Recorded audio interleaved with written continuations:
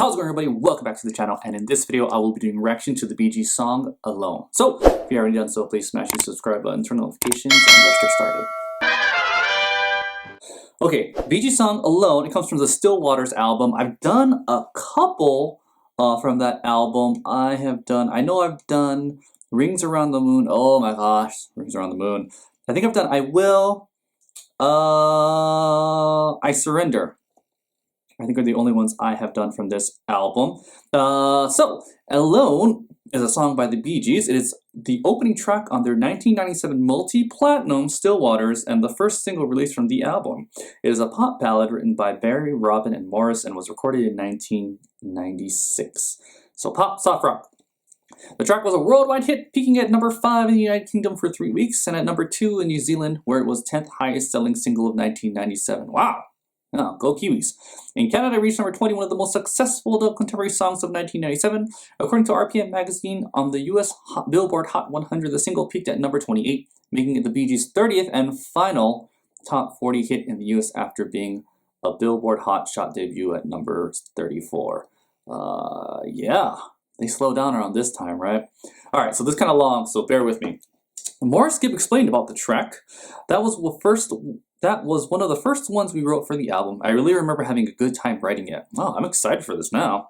We were sort of set up in the studio here with the three of us just together, and I got some bagpipe sounds. We were just screwing around, and BG programmed his groove on the computer. We thought it was cool. We don't actually go in and plan to write a ballad or an R&B song. We just say, let's go that route, and we'll follow it. And Alone came out of that. I love the line, I'm on a wheel of fortune with a twist of fate. Ooh, that's, I'm on a wheel of fortune with a twist of fate, because the harmony and that chorus, it was like a bit of 50s as well. Ooh. And I like the idea of being that sort of Beatlesque type of song. Beatlesque? I wanted that rambling, that sort of birds type, the 12-string thing going, but we just did it with the bagpipes instead and made it all connect. It was a very exciting demo. We weren't too sure about the bagpipes, so Robin actually persisted. He said, they're great, you gotta keep the bagpipes. Band Robin alternated on lead vocals on the track with both mostly using group's trademark falsetto. Okay, so without further ado, let's get started.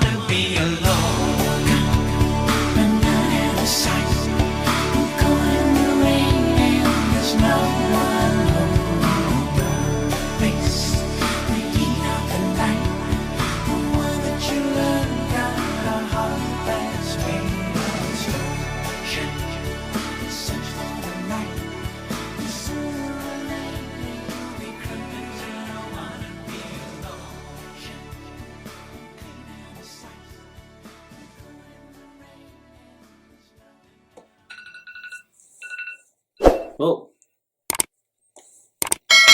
Oh my gosh, how long has that alarm been going off? My bad. Whatever, I'm using this video anyways. Alright, number 1! I'm not gonna lie. I wasn't really paying attention to the music too much. I was paying attention to the music video, so... yeah, it was just a really nostalgic music video to see all those clips, you know? So, yeah, I didn't pay attention to the music. That's okay, I'll do the studio version after this. We'll be good. Alright, number 2! I thought it was kind of cool to see them like in the studio with all 3 of them around the mic. That's so, in my opinion, that's so Beegeesesque, you know, or Beatlesesque. You know, I kind of took it from that. But yeah, so Beegeesesque to see them all around one microphone. Yeah, it was really nostalgic to see that. Number 3, I was thinking about it. And like, if this came out in the late 90s, number 1, there's no way this would have gotten that far with all the boy bands and like with all the girls and stuff like that. No way it would have gone very far. But I was thinking about it, and like, even if I saw this and I was like, oh, let me learn more about the Bee Gees. I mean, how would I go about learning more about the Bee Gees? In was it 98? It was 98. How would I go about learning more? 97, all right? So 1997, I would, internet. Okay, internet. But internet was slow back then. It was like, my family was still using dial-up in 97. 97, I could have tried using dial-up. There's probably a Bee Gees website or a fan page. Oh man, I would have had to been really motivated to wait for those pages to populate, right?